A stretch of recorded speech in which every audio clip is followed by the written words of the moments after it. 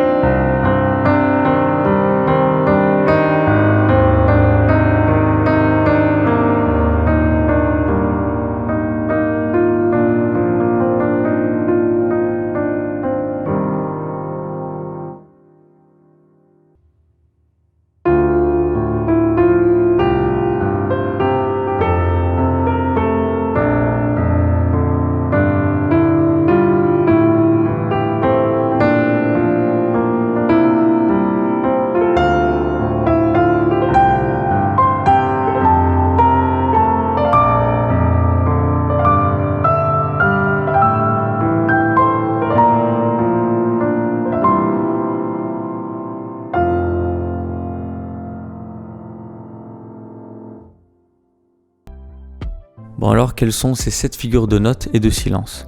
On va commencer par la plus longue pour aller jusqu'à la plus courte.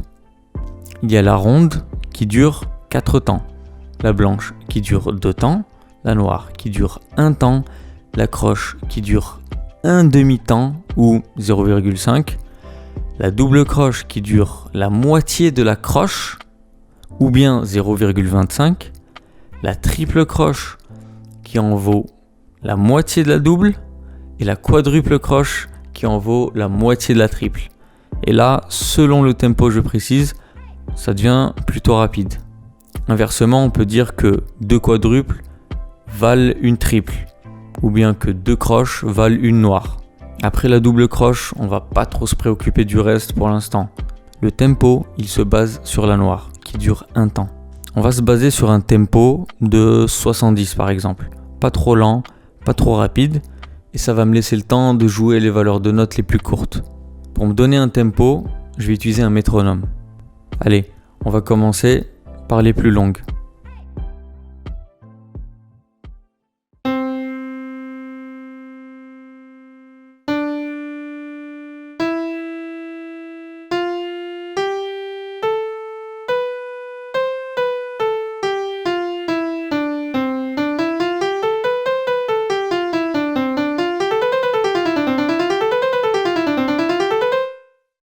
Est-ce que tu as remarqué quelque chose? C'est toujours des multiples de 2. Quand on joue, il faut se donner un rythme pour pas que ça parte dans tous les sens. Le rythme nous sert de repère pour poser des notes, des accords par exemple. Maintenant, on va parler des figures de silence. Je pense pas que ça soit la peine que je te fasse une démonstration vu que c'est du vide. Bon, j'aurais pu aussi faire je joue, je m'arrête, mais bon, je pense que tu vas comprendre, c'est assez simple. Là, pour le coup, c'est très visuel. Limite, pour jouer seul ou sans lire une partition, on n'a même pas besoin de se préoccuper des noms des figures de silence, mais c'est toujours bon à savoir. L'important, c'est de retenir que chaque figure de note a sa figure de silence. Pour la pause qui dure 4 temps, son équivalent, c'est la ronde. La demi-pause qui en dure 2, son équivalent, c'est la blanche. Le soupir, un temps, comme la noire. Le demi-soupir dure comme la croche, ainsi de suite pour le quart de soupir, le 8e de soupir et enfin le 16e de soupir comme la quadruple croche. Il y a une particularité à connaître aussi, c'est les figures de notes qui sont pointées. Elles sont écrites sur la partition encore une fois, mais à connaître pour les entendre et les jouer. Il faut savoir que chaque note pointée se voit ajouter la moitié de sa durée en plus de sa durée de base, sans le point bien sûr. En gros, une noire qui dure un temps, à qui l'on ajouterait un petit point à côté, se voit ajouter la moitié de sa valeur. Donc elle durerait un temps et demi. Elle peut même être doublement pointée. Donc une noire doublement pointée dure 2 temps, comme une blanche. Mais ça, clairement, on va pas s'en préoccuper dans notre cas.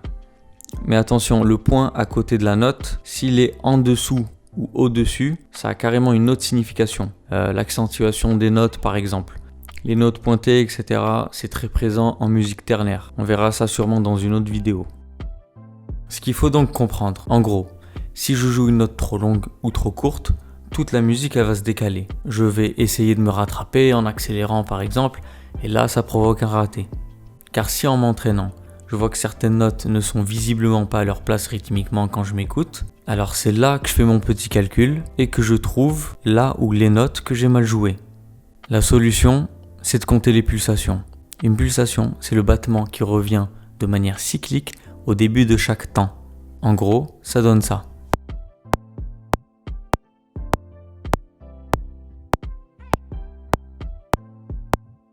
En rythme binaire, je vais dire 1, 2, 3, 4, 1, 2, 3, 4 par exemple.